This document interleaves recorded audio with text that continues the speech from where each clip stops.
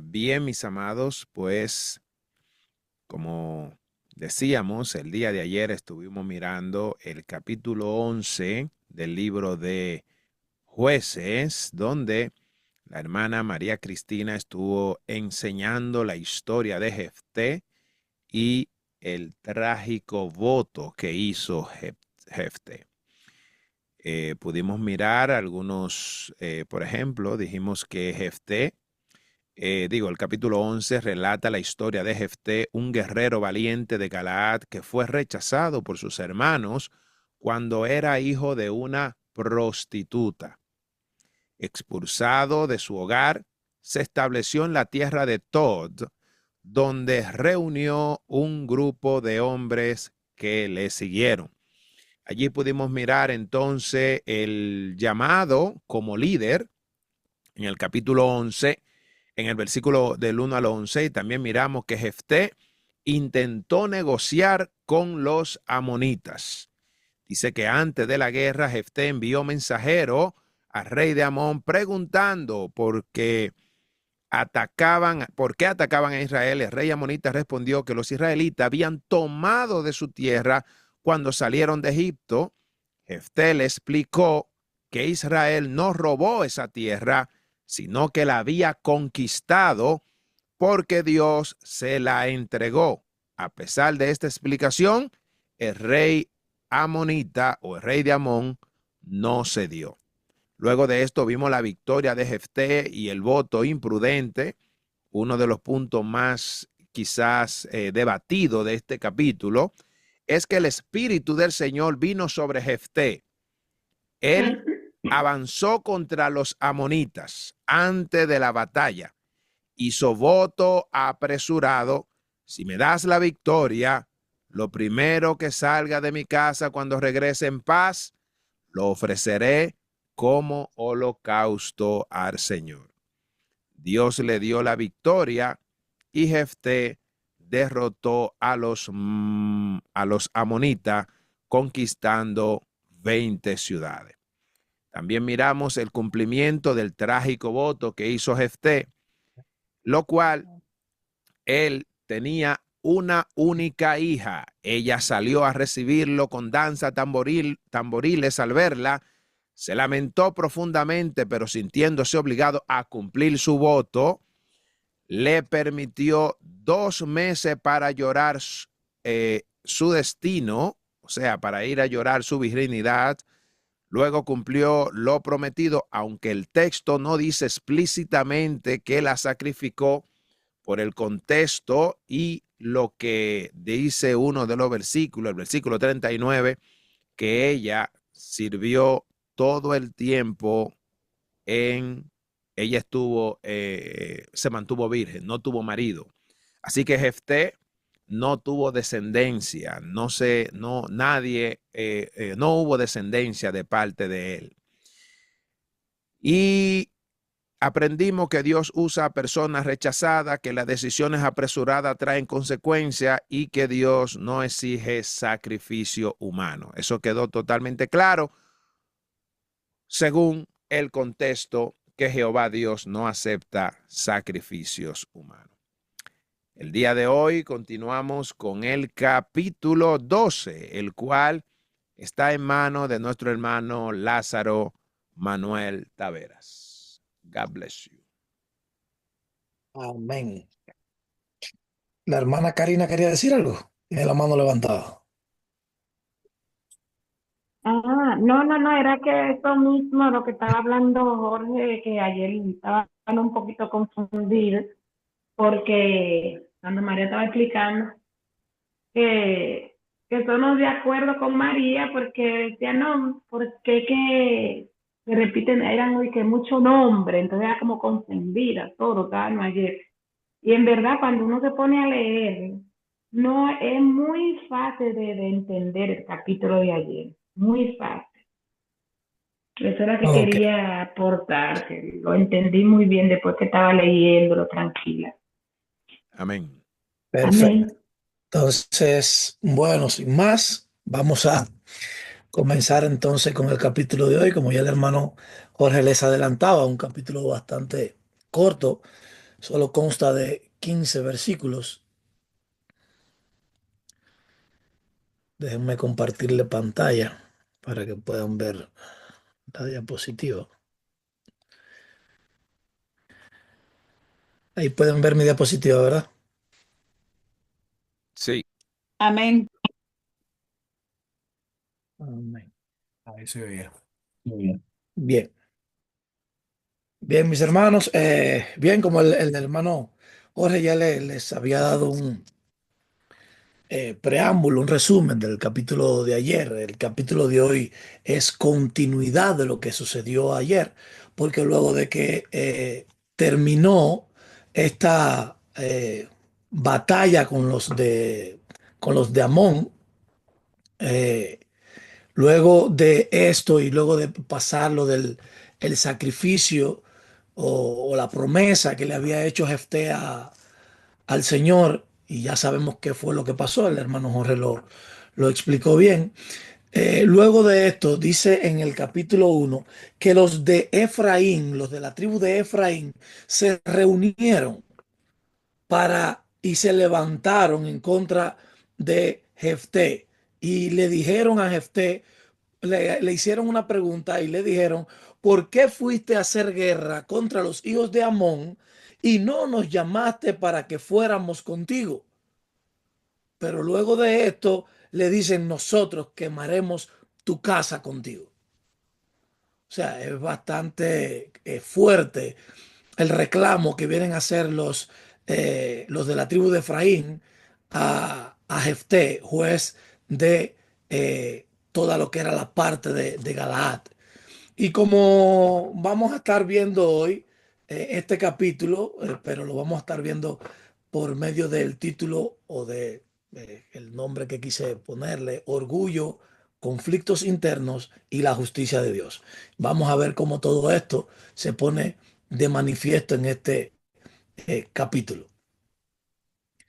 Y como les decía, lo primero que hay es un enfrentamiento. Luego de que ya Jefté termina lo que a él había prometido acá con la hija, luego de todo esto, entonces los de Efraín se le presentan y entonces ellos le dicen de que por qué no los llamó, por qué no les avisó. Pero si ustedes hacen memoria, esto no es nuevo, esto que están haciendo los de Efraín. Y vamos a ver por qué no es nuevo esto que ellos están exigiendo o esto que ellos están pidiendo aquí de una manera no muy educada, diríamos, o lo llamaríamos.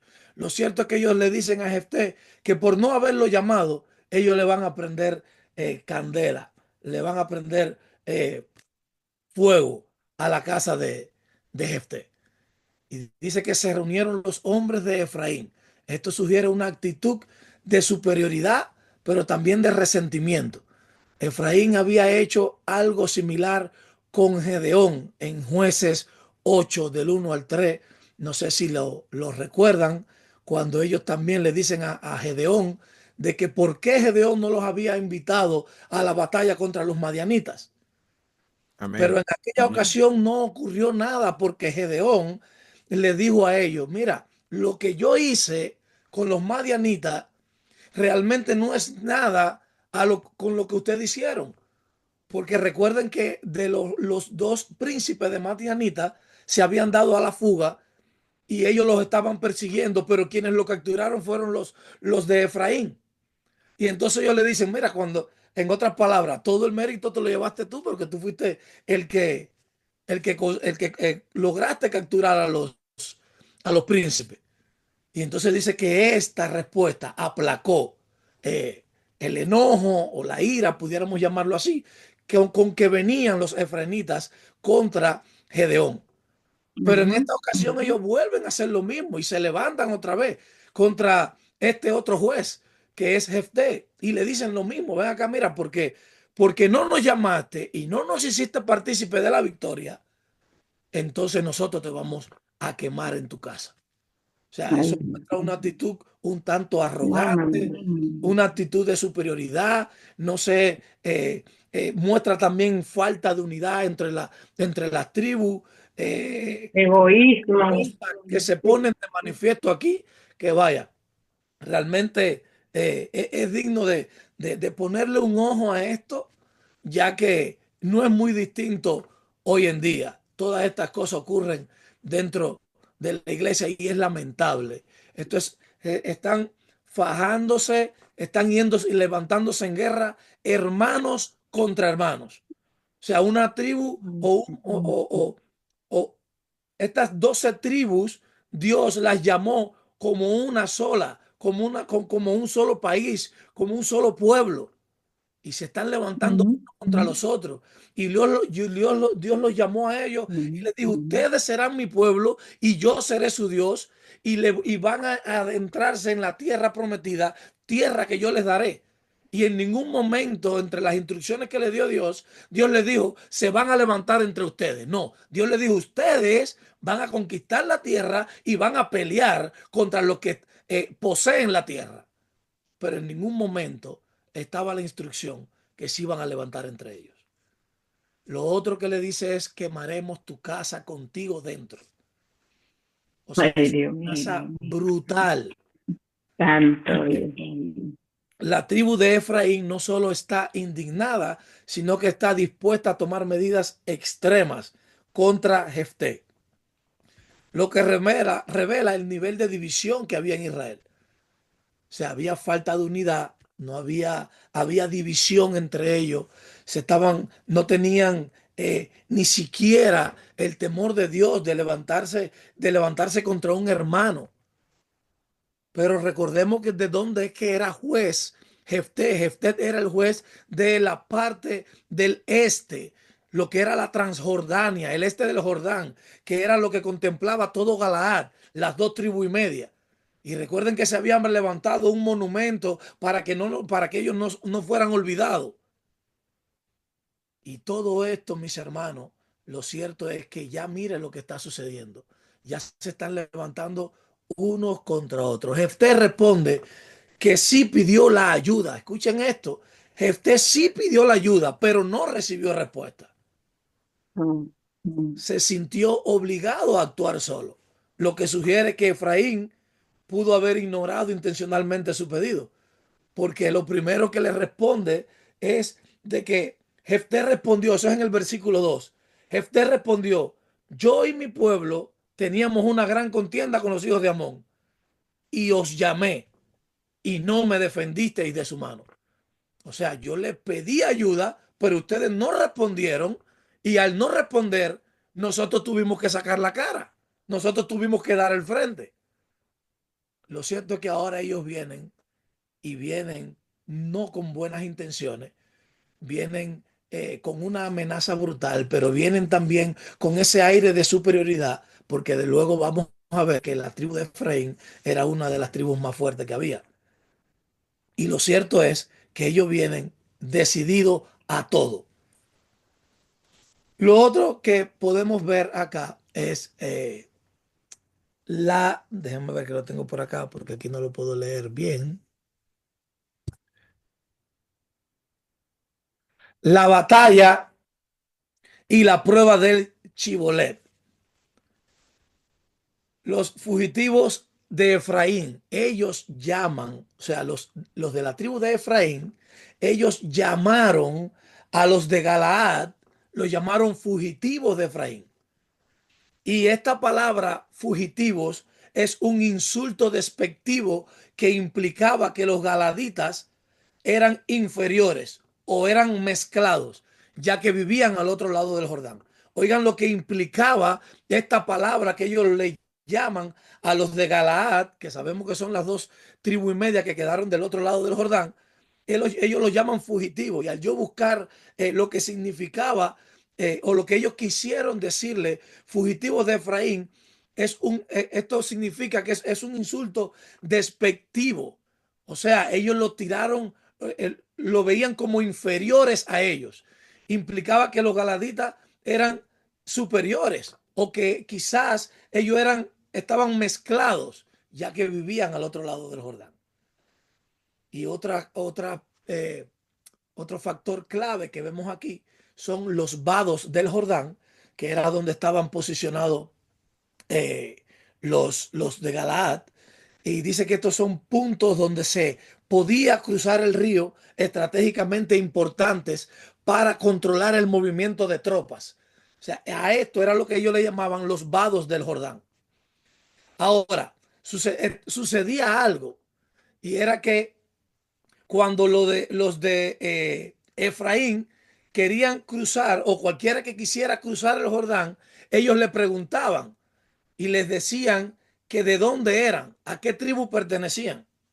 Y si ellos decían que pertenecían a cualquier tribu que no fuera de Efraín, ellos lo hacían que mencionaran la palabra Chibolet. ¿Por qué? Porque los de Efraín, por su acento Para lingüístico, pronunciarla bien. no sabían pronunciar bien la palabra. Y si Ay, Dios decían mío. Sibolet, entonces ahí mismo ellos los ejecutaban. Ujú. Entonces, Chibolet representa Tremendo. espiga, o quiere decir espiga o corriente de agua o un torrente de agua. La diferencia de pronunciación entre Chibolet y Sibolet revelaba la identidad de una persona, ya que los efraimitas no podían pronunciar correctamente la S con la H, o sea, la SH. Ujú. Ahora, el significado como tal de la palabra no representa nada, simplemente era un término lingüístico, era simplemente para descifrar si eras o no eras, o si pertenecía o no pertenecía a la tribu de Efraín. Este es uno de los primeros casos documentados de la historia de una prueba lingüística utilizada para identificar a personas en un conflicto. Y este incidente No, muestra la fragilidad de la unidad de Israel. O sea, no había unidad, había división. Y todo esto mostraba esta fragilidad.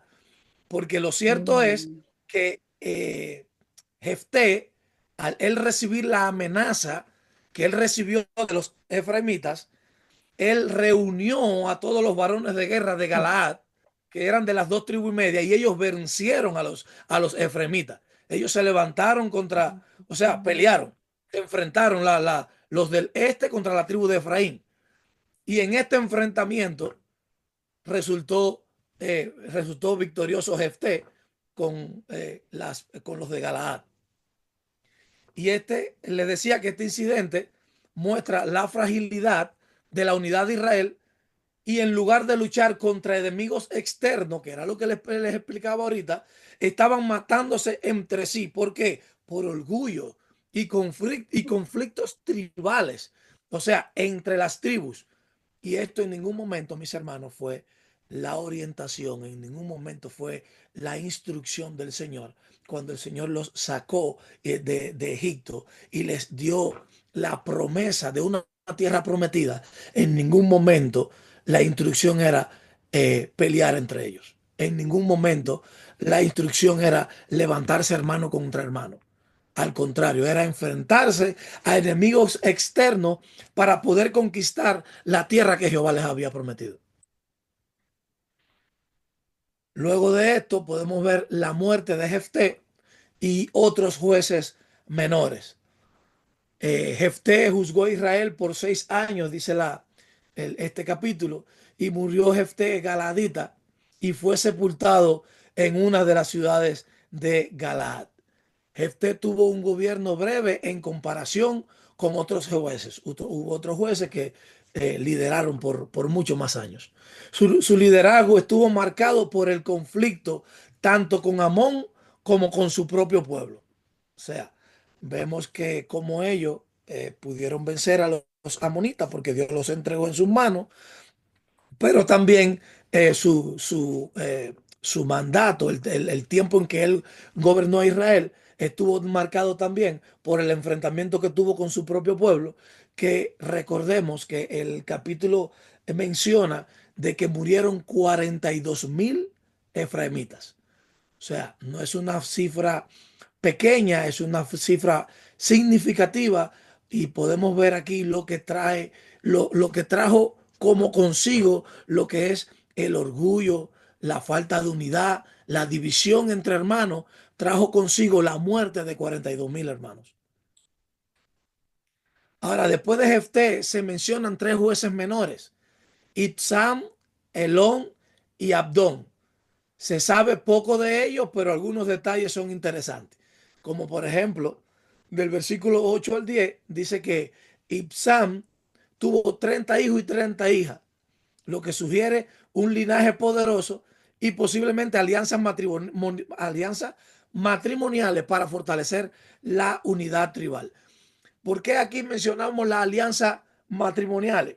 Porque ahí, si podemos ver, dice de que Ibsam tomó de fuera 30 hijas para sus hijos. Cuando se habla de fuera, muchos estudiosos entienden de que como juez de Israel, él tomó personas de fuera, pero de fuera de la tribu, no de fuera del pueblo, sino fuera de la tribu a la que él pertenecía, con el objetivo que mediante esas alianzas matrimoniales con otras tribus, fortalecer entonces la unidad entre las tribus.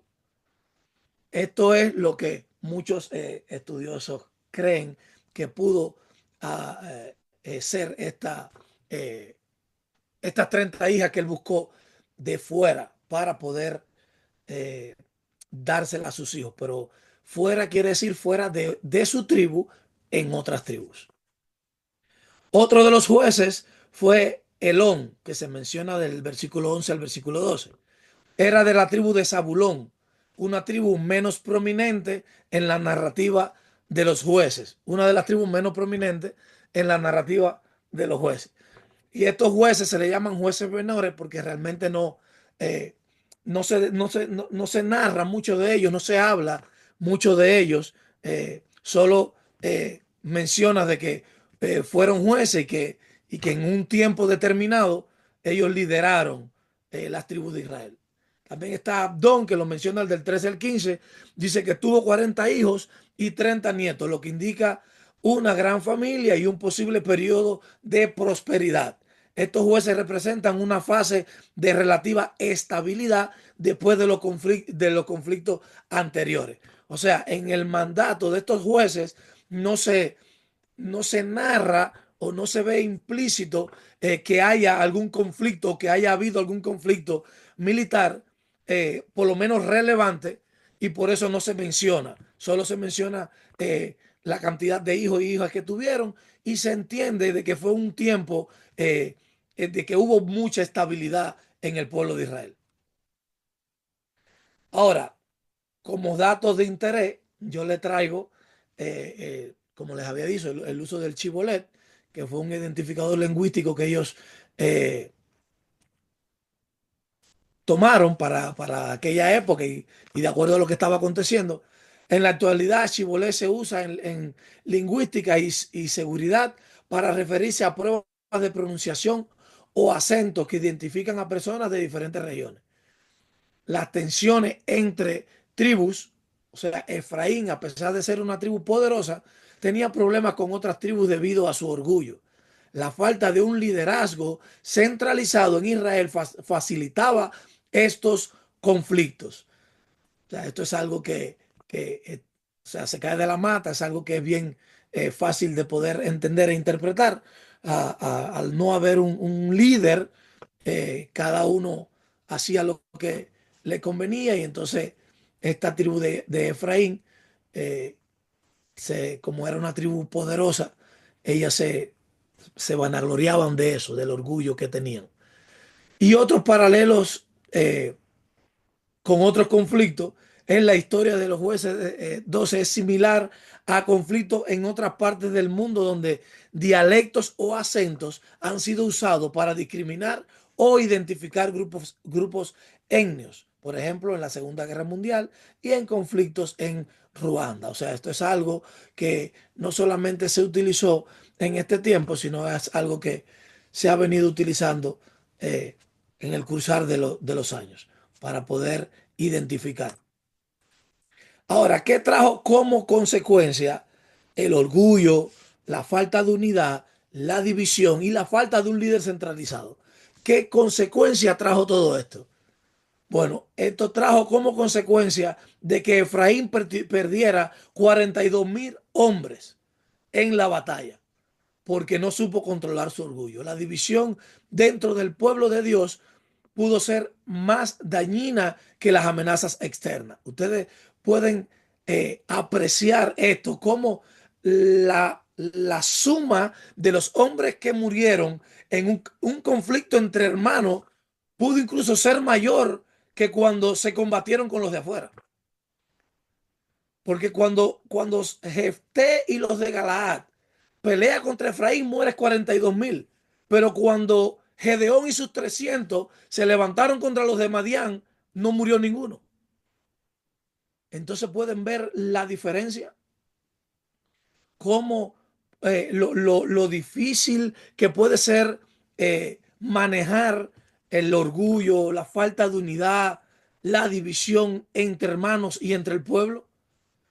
Lo otro que podemos ver aquí es el poder que pueden tener la palabra o el dialecto dentro de una comunidad. Una sola palabra, Shibboleth, definió quién vivía y quién moría. La lengua revela quiénes somos. Y ahí podemos ver, tenemos un ejemplo en Mateo, y se los voy a leer, Mateo capítulo 12, versículo del 36 al 37. Dice así: Mas yo os digo que de toda palabra ociosa que hablen los hombres, de ella darán cuenta en el día del juicio. Porque por tus palabras serás justificado y por tus palabras serás condenado. O sea, el ellos no poder pronunciar bien la palabra Shibolet, esto los condenaba. O en caso de no pertenecer a la tribu de Efraín, entonces los justificaba. La necesidad de unidad en el pueblo de Dios. Esto era algo primordial y algo que se ponía de manifiesto, algo que se necesitaba con urgencia. Y la desunión impidió que Israel se fortaleciera como nación. En la iglesia, el amor y la unidad son fundamentales. Y esto lo podemos ver en Juan 17, capítulo 21. Juan 17, capítulo 21, dice, para que todos sean uno, como tú, oh Padre, en mí y yo en ti, que también ellos sean uno en nosotros, para que el mundo crea que tú me enviaste. Esto es Jesús hablando. Esto es Jesús rogando al Padre. Él está orando y le está pidiendo al Padre, permite que ellos sean uno, como tú y yo somos uno. O sea, desde un principio, Dios lo que quería era que el pueblo fuera uno. Sin embargo, vemos cómo había falta de unidad, había división entre ellos y todo eso trajo consecuencias. Bien, mis hermanos, como les decíamos desde un principio, el capítulo de hoy era bastante corto. Hasta aquí la exposición, pero tenemos unas preguntas. Y la primera pregunta es, ¿por qué la tribu de Efraín se molestó con Jefté? Pensaron que no fueron invitados a la guerra contra Amón. Ujú. Amén, amén. Amén. Amén, así mismo es. Efraín se molestó porque Jefté no los llamó para la guerra contra Amón. Sin embargo, Ujú. Jefté respondió que sí los llamó, pero ellos no acudieron. Exacto. Su reclamo no era justo y reflejaba su orgullo, reflejaba prepotencia, reflejaba arrogancia y realmente todo esto trajo consecuencias. Segunda pregunta, ¿cuál fue la causa del conflicto entre Jefté y los efraimitas? ¿Qué fue lo que ocasionó el conflicto? A la mesa. Bueno, el Ok. conflicto fue causado por el que ellos dicen que Jafé no le dijo nada, no le avisó. Por eso, por causa del conflicto, ¿no? Ajá, ¿está bien? ¿Alguien más? Iba a decir por no saber usar la palabra chivoleo, pero eso es diferente. Eso fue lo. Ah, no, yo, puede ser que yo esté confundida. eh, uno de las causas tiene que ver con como decía usted, el orgullo de Efraín al tener siempre buscando am, conflictos con los de Galaad por el hecho de que estaban al otro lado de Transjordania, Transjordania y no y una de las razones se acuerda del monumento, ¿no? El famoso monumento.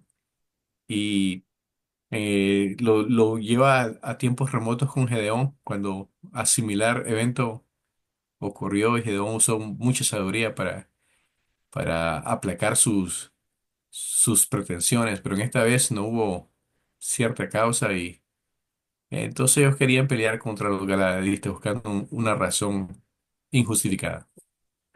Amén. Usted lo mencionó al principio. Ellos se enfrentaron contra Jefté. ¿Por qué fue? Por- Por, te lo digo. Por el orgullo. Eran orgullosos. Aleluya. Amén. El conflicto surgió por arrogancia, por orgullo, por su prepotencia, porque recuerden que ellos eran una de las tribus más fuertes que tenía Israel. Era la tribu de Efraín. Amén. Y entonces ellos decían, pero ¿por qué no nos invitaste a nosotros si aquí nosotros somos los más fuertes? Entonces esa arrogancia de que ellos querían estar con Gedeón, querían participar. Lo que Gedeón les dio una respuesta sabia que les aplacó la ira en el momento. Pero Jefté no actuó de la misma manera. Jefté le dijo, yo los llamé y ustedes no me respondieron. Pero bueno, si viniste a pelear, yo me voy a defender. Y entonces se levantó. Si el conflicto surgió, mi hermano, fue por la arrogancia. La tribu de Efraín, hermano Lázaro, siempre estaba buscando protagonismo. Entonces, porque él fue guapo para confrontar a Jefté y no fue guapo para defender a Israel de la opresión del rey de Amón. Amén. Para apoyarlos a ellos. ¿Entiende? Pero para venir a enfrentar a su propio hermano, ellos pensaban como que él se le iba a doblegar, pero Jefté le salió tremendo alacrán. Amén, amén. Así es, mi hermana. Gracias. Así es. Dice que por la arrogancia de Efraín, quienes menospreciaban a los galaditas, llamándolos, ¿cómo los llamaron? Fugitivos. Y yo les expliqué lo que significaba fugitivo para ellos. Ellos lo miraban como a inferiores.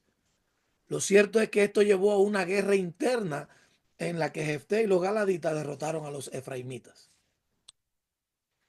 Ahora, ¿qué método usaron los galaditas para identificar y matar a los efraimitas que intentaban escapar? Que dijeran Sibolé, la palabra Sibolé, o Chibolé, si no la decían bien, pues ya ellos sabían que no eran del bando de ellos. El Así es. chivoleteo. Correcto. Correcto. Usaron una prueba lingüística en los vados del Jordán. ¿Qué es lo que era? Yo le dije los vados del Jordán. ¿Qué fue lo que yo le dije que era? Se me olvidó. Los vados del Jordán, se lo olvidó también a nosotros. El Los valle vados del de... Jordán eran los puntos estratégicamente militar Ah, por los cuales se accedía a Galaad. oh. Estos son los vados del Jordán. Entonces, por ahí eran por los puntos que tenían que pasar. Y ahí era donde ellos los esperaban. Dice, le pedían que pronunciaran la palabra Shibolet. Los efraimitas no podían decir la SH correctamente y decían Sibolet. Como nosotros los dominicanos tenemos con los vecinos. ¿Qué tenemos? Ajá. Hay una palabra que ellos no la pueden pronunciar. Entonces lo ponen a pronunciar esa palabra. Si no la dicen, bueno, pues ya no saben que son de allá. Exacto. Ya, Vamos a ponernos serios. Perejil colorado. Pelelín colorado. Dale para atrás, que es lo de nosotros. Cuarta pregunta. ¿Cuántos efraimitas murieron en el conflicto con Jefté? 42,000. Amén. Murieron 42,000 efraimitas en la batalla y en la prueba del Chibolet. Quinta pregunta. Oh, discúlpenme, mi hermano, le puse la respuesta. Gracias, ¿Qué hermano. jueces gobernaron después de Jefté y qué detalles se mencionan sobre ello. Elón, Yolanda, Itzán y Se me olvidó y animar esa Adón. diapositiva. Ay, Dios mío. Bien, dice que después de Jefté gobernaron 3 jueces menores. Ibzán dice que tuvo 30 hijos y 30 hijas, lo que sugieren alianzas matrimoniales estratégicas. Wow. Elón era de Zabulón y gobernó 10 años. Y Abdón tuvo 40 hijos y 30 nietos, lo que indica una familia numerosa e influyente. Y, Wow. y algo que yo les dije es que en, en estos 3 jueces, en el término que ellos gobernaron Israel, se entiende de que fue una época de estabilidad, donde no hubo conflictos. Mis hermanos, hasta aquí la clase de hoy. Si alguno de ustedes tiene... Los reyes de este tiempo no copiaron de esos reyes porque ellos ahora lo que tienen es 1 y 2 hijos nada más. Ajá. Si tienen aportes, si tienen preguntas, algo que se me haya quedado, hermano Lázaro no mencionó este detalle, todo es válido, mis hermanos. Amén. y la curiosidad de esos 3 últimos jueces menores, en el sentido de que no hay mucha información bíblica acerca de ellos. Uno de ellos Ajá, era de Belén, ¿verdad? ajá, Y Belén es de la tribu de Judá, ¿verdad que sí? Entonces, ajá. ah, entonces me llamó mucho la atención de que no había escuchado yo de la tribu de Judá que había un juez hasta este punto, me imagino yo. Ahí me corrigen si estoy equivocado, pero de ahí donde viene el linaje de León de Judá en el futuro, y había también un líder que se consideró que reinó poco. Yo creo que era Ibzán, ¿verdad, hermano? Ibzam, sí. Exacto, pero tuvo 30 hijos, 30 hijas y que hizo estrategias de alianzas, pero fueron internas, dijo usted, no fueron externas, ¿verdad? Sí, esto es, bueno, Dentro cuando del yo pueblo. estaba estudiándolo, realmente no es, la palabra solo dice que él hizo alianzas de afuera, es lo que dice la palabra. Pero cuando yo me puse a estudiar el capítulo, dicen los estudiosos, los eruditos, que se entiende de que como él era un juez en ese tiempo, y para lograr fortalecer la alianza dentro de lo que era el pueblo de Israel, él permitió o buscó hijas de otras tribus para casarla con los hijos de la tribu de él, para poder hacer alianzas matrimoniales y fortalecer la unidad entre el pueblo. Amén. Ok. No, no fuera de lo que era el pueblo de Israel, sino fuera de la tribu. Eso fue lo que So, yo hubo una prominencia encontré de la tribu de cuando, Judá, ujú, exacto, eso fue lo que al yo aliarse con pude otros. encontrar cuando estuve Ya. estudiándolo y buscando. Ya, Ujú. gracias por su dato, hermano. Estuvieron me llenó bastante de información eso. Amén, mi hermano, amén.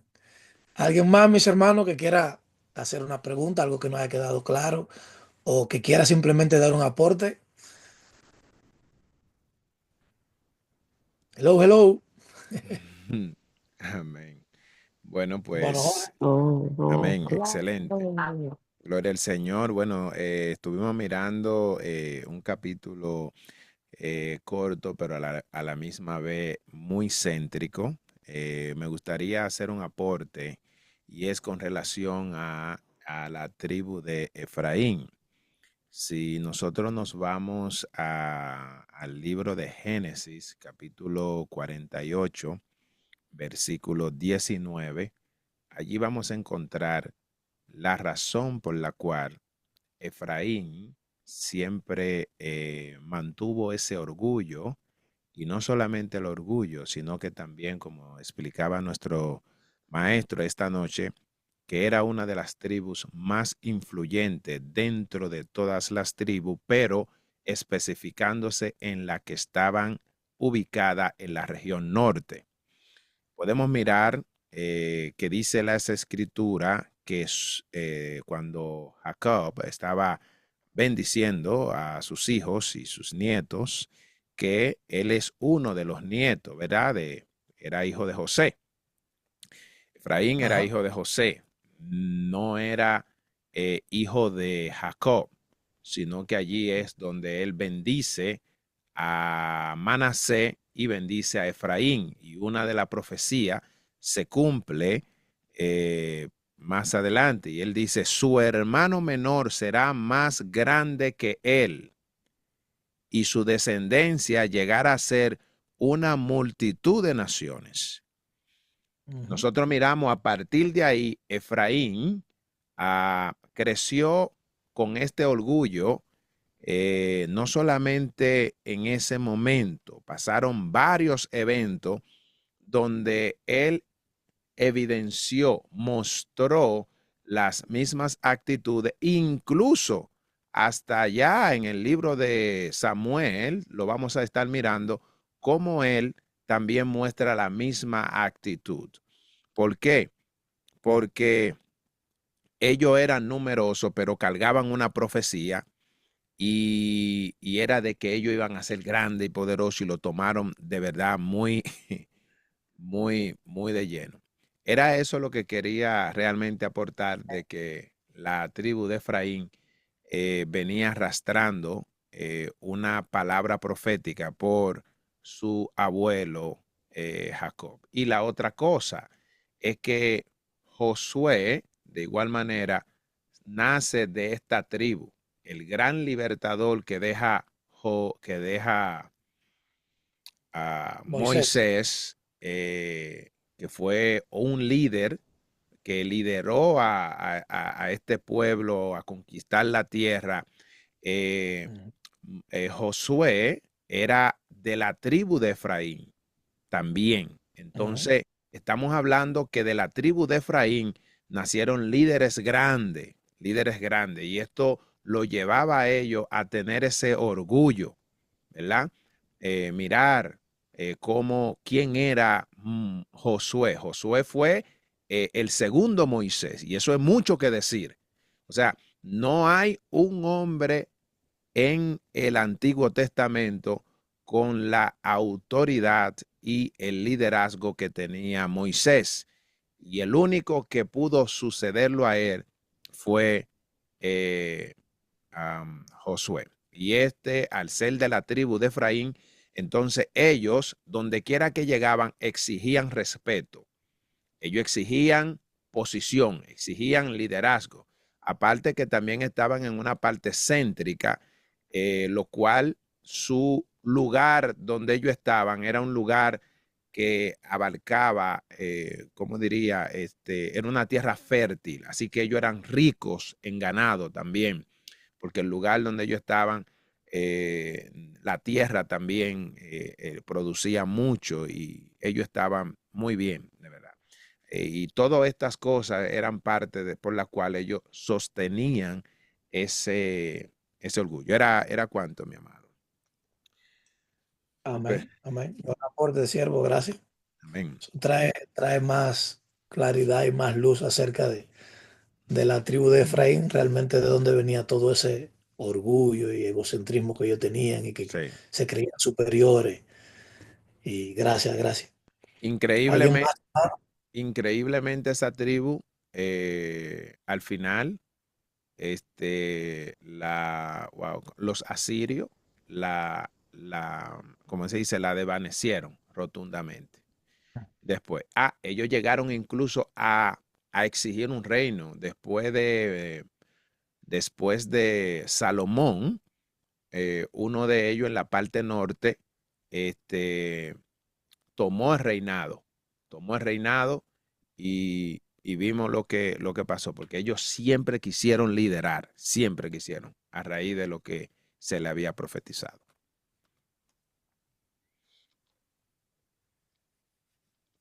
Bien, El tiempo es suyo entonces. amén. Bueno, mis amados, ¿Eh? terminó. Bueno, pues pues damos gracias al Señor. Dios le bendiga rica y abundantemente. Dios bendiga a Amén. nuestro hermano Lázaro, que el Señor Amén. le siga bendiciendo, que el Señor le siga dando la capacidad, le siga dando la inteligencia, la sabiduría, el denuedo de la palabra, y que el Señor a nosotros nos dé la capacidad de poder seguir entendiendo y asimilando las enseñanzas. Amados, estamos agradecidos de Dios porque cada día nos da ese espíritu de poder estar aquí para estudiar las Escrituras. Vamos a despedir en oración. Vamos a pedir